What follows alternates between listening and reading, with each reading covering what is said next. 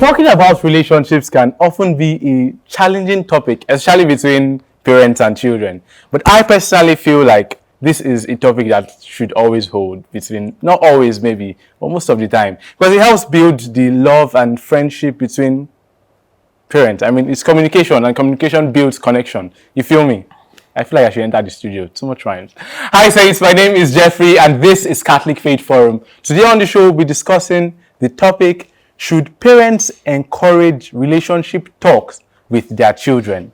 Today on the episode, we also have our Saint of the Week crew and our Know Your Faith team, my guys, my shorties, waiting on standby to also educate us. So don't go anywhere. When we come back from the break, I'll be introducing my awesome guests. Trust me, these guys are very awesome. You'll meet them after the break. Stay tuned.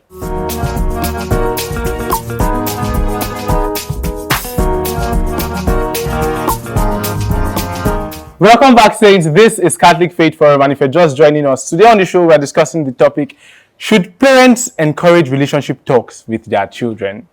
So like I said before the break, I have very awesome guests here with me in the studio. Very handsome guys. I think about relationships, so I said I should bring fine guys to the studio. So you guys will see. Alright, guys, here with me in the studio, I have Jackson and Chukwuemeka. You guys, they sound like Chelsea players, right? Am I right? They sound like Chelsea players. I'm not a Chelsea fan. You're not a Chelsea fan? What club do you support? I'm a Manchester United fan. I feel like I should just leave this set for you. No, we are together. No, we're not together. We're not together at all. Alright, hi Jackson, how are you doing? I am doing fine. You're doing fine? Yeah. Doing good. Hi Chukwuemeka, how are you doing? I'm very well, thank you. Very well, thank you. Manchester United fan, doing fine. Yeah, Wow. I'm doing fine. What God cannot do does not exist, you guys. You can say that again. Alright, so Jackson is a digital content creator. He's a lover of football, and like he has said already, he's a Manchester United fan. And he finds joy in creating stories, basically telling stories, creating stories. Chukwuemeka is an integrated marketing communication professional. He does spoken words and poetry. He runs Lagos Creative Enterprise Week. It's an initiative of his. Before we move forward, Chukwuemeka, quickly just run us through. What's that about? Okay, so the Lagos Creative Enterprise Week is an initiative that helps young creatives to know how to make a sustainable living from their creativity. Because our tagline is making creativity pay. So it's one thing to do art, but not art for just art's sake. So we bring creative thought leaders in different realms of creativity. We partner with the Lagos Poetry Club, Universal Music Group, different institutions and individuals who are at the top of their game in their respective creative genres, and we bring young people to come and learn from them. So it's more like a mentorship kind of program. It's a mentorship. It's supposed to help with unemployment because we live in a gig economy in Africa. So look at now, we're here in this studio, a lot of creativity, young people, different people in the aspect of the creative process. So we teach them the different aspects. So we even had Lecture Studio 24 come and talk to people about different aspects of photography and how you can build your own niche in a particular aspect of photography. So it's bringing those who do not know but want to enter the industry and thrive in it, and those who have already made the mistakes are already excelling. So you can bridge that inequality, bridge the knowledge gap, and help create a sustainable creative ecosystem for Nigeria. Word.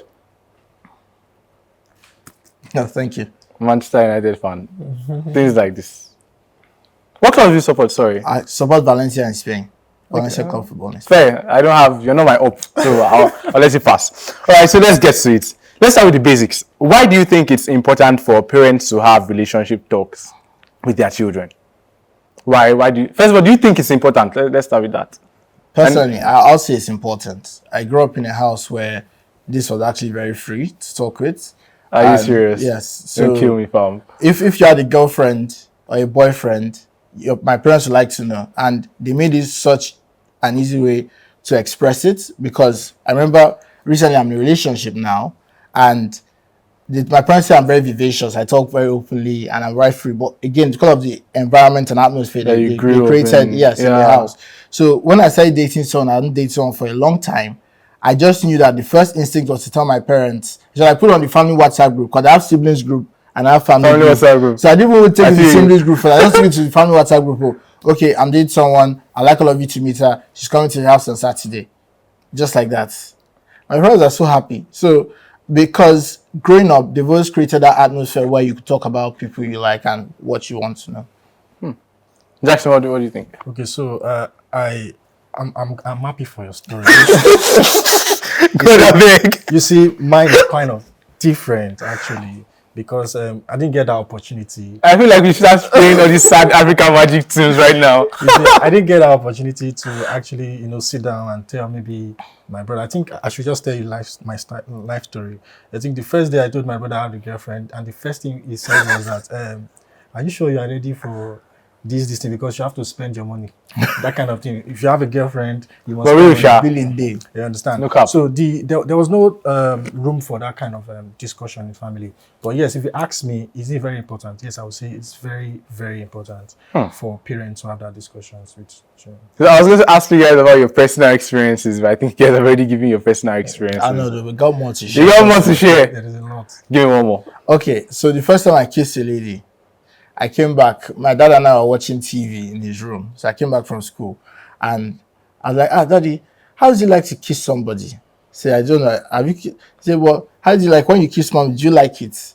No way you're having this conversation with your father. Why are you asking me this question? See, I kissed somebody in school today. He said, He said, okay, just wait. Say, J-Love, call my mommy J-Love. Say, J-Love came in. Say, no. So I didn't really know how they were going to take it, but they were so calm about it. And it now segued into other things.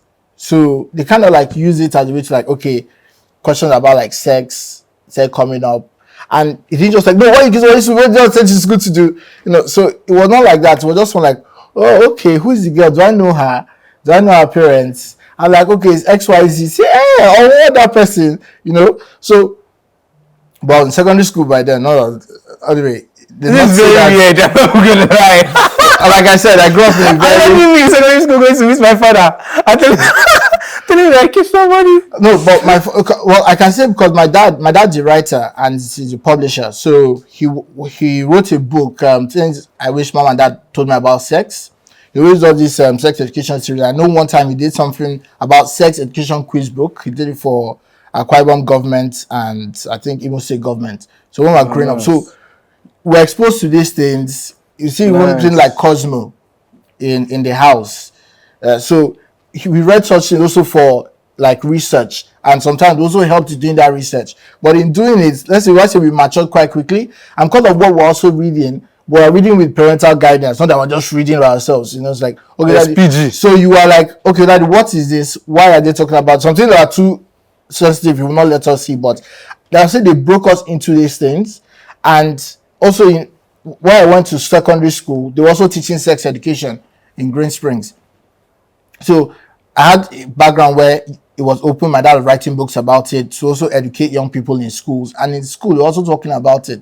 So I think it's not necessarily a thing about Western media. I know African culture shuns such things, but I'll say that having that knowledge made me very confident in myself and know the weight of responsibility, which whether you're having sex, whether you are kissing someone, whether even in a relationship, because it's time, it's emotion. So you know the weight of responsibility from an early age because of you are exposed to it. You know what you should do and what you should not do. So growing up, I just told myself, okay, I will not flippantly do this. I'll not just get into a relationship for anything like that.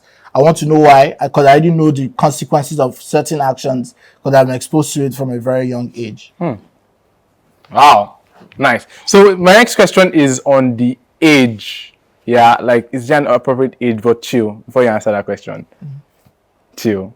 Let's quickly go on a short break. No problem. And let's know who the saint of the week is. Over to you, Marianne. Our saint of the week is Saint Polycarp. Saint Polycarp was born around the year 69 AD in Smyrna, which is modern-day Izmir in Turkey. Imagine being able to sit at the feet of the apostles and hear their stories of life with Jesus from their own lips. Imagine walking with those who had walked with Jesus, seen him, and touched him. That was what Polycarp was able to do as a disciple of Saint John the Evangelist. That connection shaped Polycarp's deep faith and unwavering commitment to Christianity.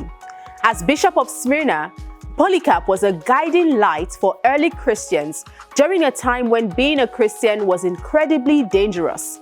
The Roman authorities were ruthless, but Polycarp's faith never wavered. He tirelessly taught and defended the faith, even writing letters to encourage and instruct fellow Christians. One of his most famous letters is to the Philippians, where he quotes and references much of what we now know as the New Testament. His writings helped preserve the teachings of the apostles and strengthen the early church. But it wasn't just his teachings that made Polycarp remarkable. His courage and strength in the face of persecution were legendary. Around the year 155 AD, the Roman authorities finally caught up with him. He was arrested and brought before the proconsul, who urged him to renounce his faith. Can you guess how Polycarp responded? He said, 86 years I have served Christ, and he never did me any wrong. How can I blaspheme my king who saved me? Wow, talk about conviction. The proconsul threatened him with wild beasts and fire, but Polycarp stood firm. His faith was unshakable. Polycarp was sentenced to be burnt alive. But here's when it gets even more incredible. According to eyewitnesses, the flames formed a protective arc around him and didn't touch his body. Now, seeing this, the executioners resorted to stabbing him to death. The blood that flowed put out the fire. His martyrdom left a profound impact on the Christian community, showcasing the power of faith and the strength of the human spirit in the face of immense adversity. The date was about February 23, 156. St. Polycarp's story spread far and wide, inspiring countless Christians to hold fast to their faith. His unwavering dedication to Christ, even unto death, made him a symbol of steadfast faith and courage. His legacy reminds us of the early Christian struggles and the profound sacrifices they made to keep the faith alive. His life teaches us about the power of unwavering faith, the importance of courage in the face of adversity, and the strength we can find in standing up for what we believe in. So we say, Saint Polycarp, pray for us.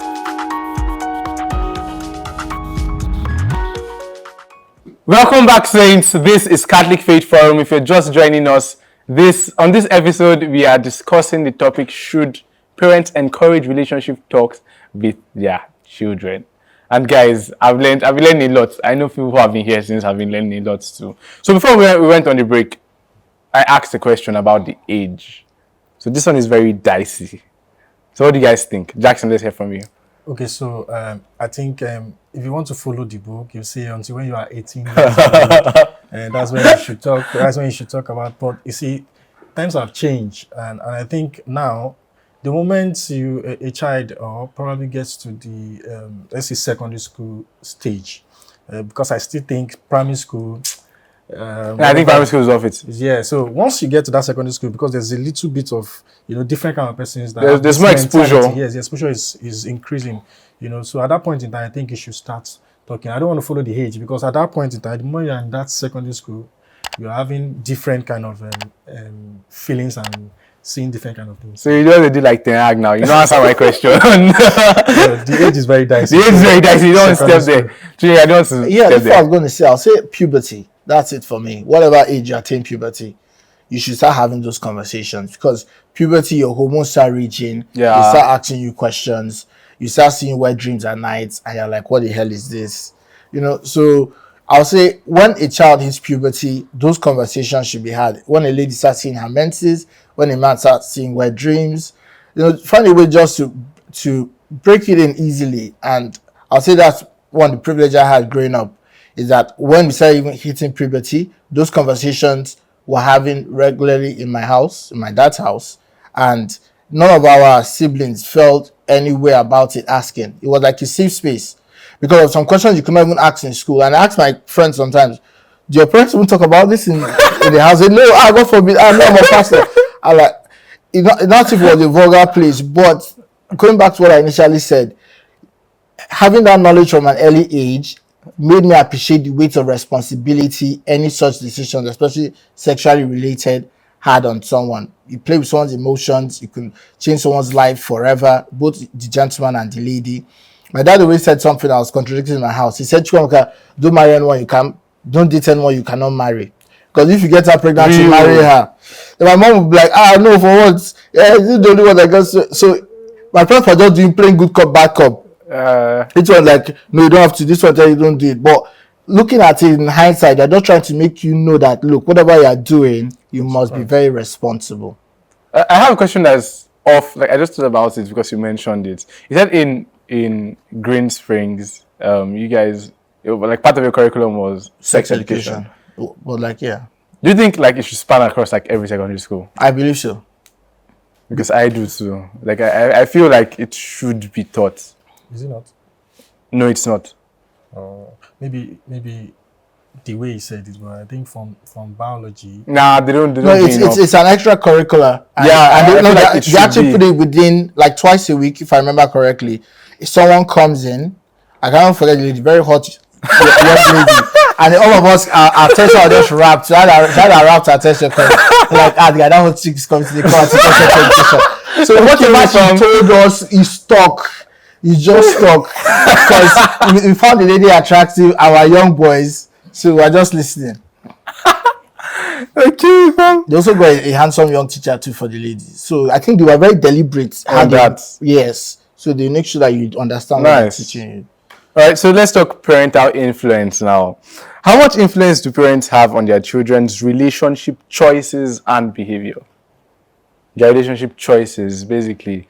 How much influence? Are you trying to quantify it? Like, Yeah, I'm saying as a parent now, how much influence do I have on who my son or my daughter is going to date? Can I? Okay. okay, so I want to say that the influence is, I don't want to say 100% because I don't want to. I don't think quantify. it's 100. Well, Yes, yeah, it's I just want to say 50-50 because first, let's start with, as a parent, first of all, a child wakes up in the morning and, you are the first role model. The parent is the first role model of the child. So whatever the child sees and growing up with might, you understand, some don't get influenced, some might get influenced. So that's why I can't really quantify it. So it's 50-50. But however, parents' influence is very, very key.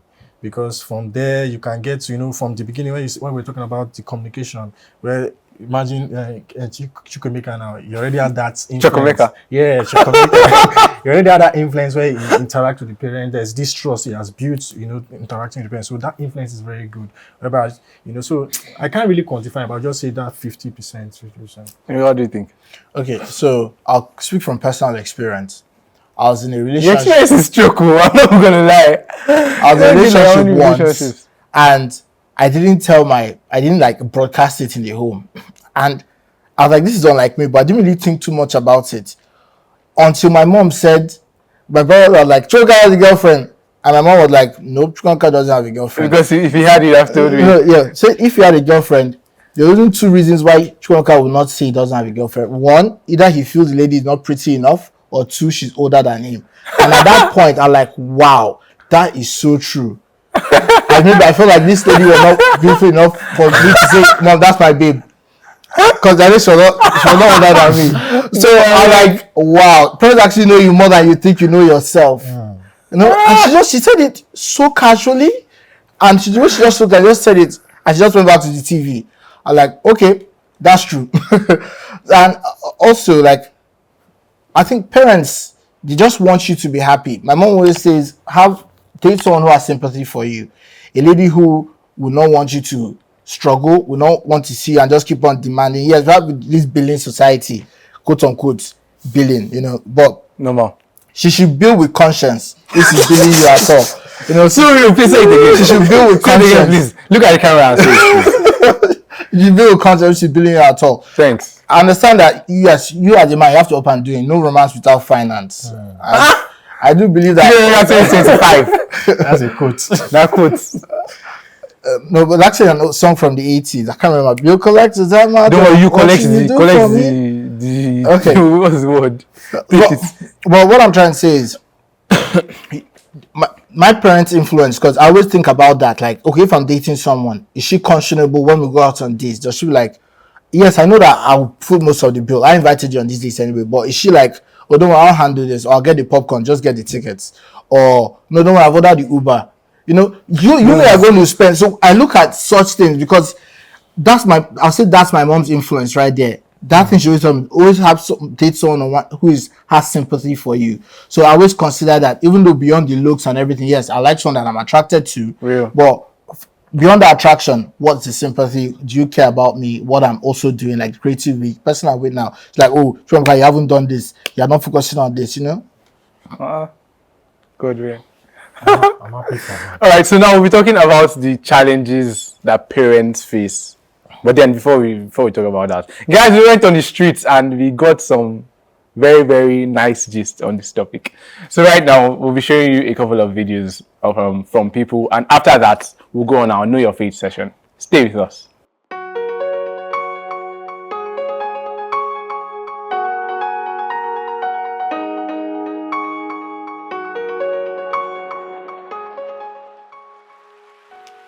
Hello, amazing saints. Welcome to this eye-opening episode of Know Your Faith. I am Elepachi. For a while now, we've been exploring the choirs of angels, and so far we've seen that they are divided into 3 groups. The first groups are those closest to God, and they are the seraphim, those who worship God and proclaim His holiness. The cherubim, they are guardians of wisdom, knowledge, and divine secrets. The thrones represent God's power and sovereignty. And in the second group, we have spirits who govern the universe and serve as administrators, called dominations. Spirits who protect the faithful and fight against evil spirits, called the powers. And lastly, for the second group, virtues, who show forth God's moral character. It's been interesting, right? In this episode, we'll be looking at the first choir in the last group, the principalities. I believe you must have heard of principalities because they are one of the most mentioned choir of angels. I believe you must have heard of the principalities because they are one of the most mentioned choir of heavenly beings in the Bible. Principalities are spirit beings who oversee nations, cities, and communities. They represent divine authority and are often seen as the rulers of the earth. They fight against evil forces that intend to harm the society. These are the things that you know about them. What about the things you don't know? Here are 5 things you don't know about the principalities.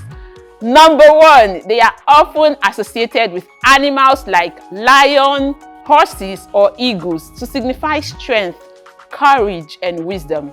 Number 2, they are the highest choir of angels in the 3rd hierarchy, but the 7th order of angels in the 9 choirs of angels. You understand? Number 3, they are above the archangels. Number 4, they work together with the virtues to promote virtues and morality and reduce vice and decadence. And lastly, they also guard and protect nations and cities. Good principalities also operate where good is done, and evil principalities are found in spaces where vices are celebrated. If I was you, I'll be careful where I go to. That's all I have for you in this episode. If you learned something new, share with us in the comment section. Don't forget to subscribe, like, and share this video with your friends so they too can learn about the principalities. And until I come your way next time, be bold, be Catholic.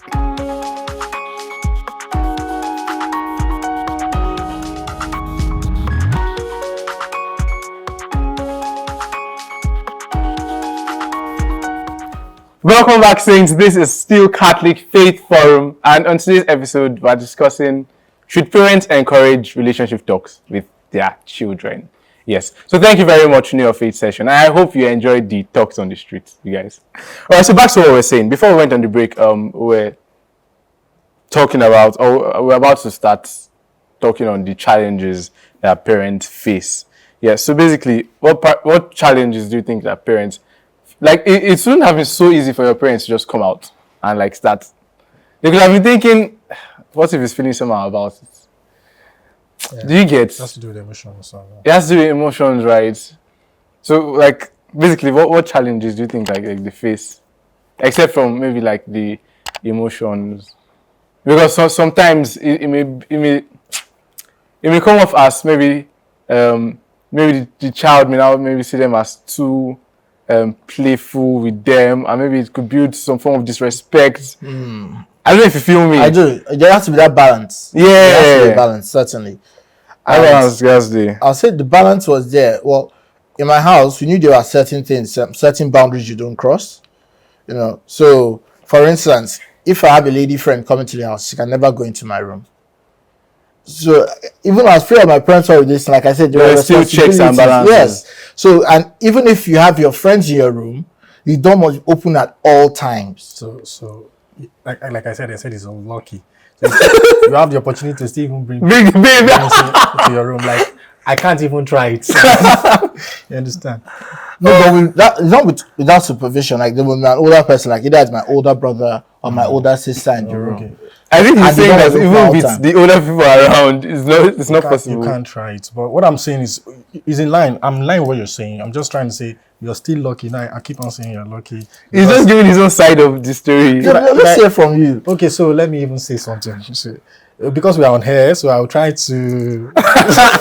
Okay, so this one is real life story. Okay, to God be the glory. I just got married to the same lady. So the first time she met my mom, you see that mentality of, you see, I don't blame my mom at that point. She was kind of protective. Yeah. So, you know, at that point in time, I feel like you're not ready for this life. You know, and then that was a beginning point. Okay, let us get to know each other. So I bring her to the house, and my mom insulted the life out of her. I sent her out, and you know, at that point in time, she did not know how to get that. I was close to my mom, but she loves me a lot, so that is why probably she was scared that a lady would just come and just like that. At this point, that's not my focus, but I know what I wanted at that point in time. So I had to have a separate discussion with her. So, but then my dad will look. You know, my dad don't need to say anything. He just look at you from afar. And at that point, you know that this man does not want to see anybody around you, and you are scared. So that's why I said he's lucky. I don't have to sit down with my parents and talk about relationship. Just that, thank God for maybe colleagues and friends, or the kind of vision you have that you say, okay, you don't want to lose focus, and this is what I wanted. So that's how it is. So that's why I said the influence, maybe 50-50. Yeah. That influence of my parents, I would have just let her go. But then, thank God. Now let's talk technology and sorry guys, let's talk technology and relationships. So how has the rise of social media and technology changed the dynamics of relationship talks? And with this, I'm thinking them like long distance guys and stuff. Okay. Let me use my I'm going to say this on air. Let me use my Yes, you are. experience. So when I started dating, this social media thing was not like this. But we thank God for social media, although there are negative part of it. Yeah. It depends. Like I said, it depends on those who want to focus on using the positive side of it. Yeah. So the influence of this technology is very good. All my days of dating, I started dating long time. I don't mention the dates. Started dating long time ago, and I was at home doing the normal lifestyle. I didn't go to my schooling. I had to go for part-time schooling because I don't want to go to and go and spend my time. I like to work and school. So that's how I did my schooling. So while I was in Lagos, she was going to school. You know, in fact, I think for like maybe 4 years. After that 4 years, 5-6 years, I don't get to see her. You understand? But then 6 years long distance. Wow. So we get to talk and talk. Oh, you guys are learning 6 years long distance. So thank God for social media where you get to chat. But before then, there was just calling, text message. You know, you can't. There's no WhatsApp. There's no So you just text message, and then thank God for WhatsApp. When WhatsApp came, you can now chat, video call. I feel you. That kind of thing. So the benefit is actually good. The influence of the social media is actually good where you can, but for some reasons too, it can also still say maybe where are you? Let me see where you are. Sometimes it can build. Whatever. That's just it. All right. So let's do final thoughts. What final message would you like to share with parents about the importance of encouraging relationship talks to their children? Okay. I'll say, and this is to parents, basically. Yes, I'll say to parents, be free to talk to your children, set boundaries, but I tell you this, whatever you don't discuss with them in the house, they're going to discuss it in school, they're going to discuss it in the playground, they're going to discuss it different places. And you don't want them discussing things and they are being asked to try it the same day they are discussing it. Honestly, because you found yourself in so many situations like that, be like, no, I've talked about this in the house. No, I don't want to do this. No, I don't need to do this. Because you have that self-awareness and understanding because you've been exposed to it from the house. Jackson, what do you have to say? Okay, so I think for parents, this time I think you should be able to, build that trust with your child. At that point in time, they need you. They see what they hear from you actually build them the most. So at that point in time, if my parents, thank God it happened like that. But if it has been another story, I might be thinking how my parents treated her, and I'm sure she was not okay. Yeah. So at that point in time, so what I'm not trying to say is that okay, for parents, just try and build the trust. For example, people getting for ladies majorly, when you get to the society, the way people treat them, and sometimes when you say they molest a lady, sometimes it doesn't have to when they touch you. Sometimes what they say to a girl child, some society is fond of it when we are talking. I like the way you are. Start saying some kind of thing that enters yes, some kind of crazy things that is not actually right, but because of the way the society is. So the parenting can come in and trying to say, okay, this is what you can do. When people do this is how you can manage it. Try and put yourself as an example for them and be able to listen to them anytime they want to talk to you. That's awesome. So there you have it, guys. Parents, children, relationship guys, non-relationship guys, everybody. There you have it. So on today's episode, we've learned a lot, and I cannot even thank you guys enough. I feel like we should just continue and continue. But their MV is going, their data is going, and our time here is going. So thank you very much for coming on the show. Thank you very much, guys, for staying with us up to this point. Please remember to share this video with your friends that are in relationship, those that are not in relationship. Just share it with them. They will need it. And you can also share it to your parents, so maybe they'll start having those conversations with you. So that's it for today, guys. Thank you for staying with us. Please remember to follow us on all our social media handles on Facebook, Twitter, Instagram at Dominican Media and CFF on TV, and also KYF series. You guys, I noticed that we don't have enough followers on our KYF accounts. Please search on Instagram, KYF_series. You find it there. Follow. Yeah. So see you. I come your way next time. Keep being saints in jeans and shirts.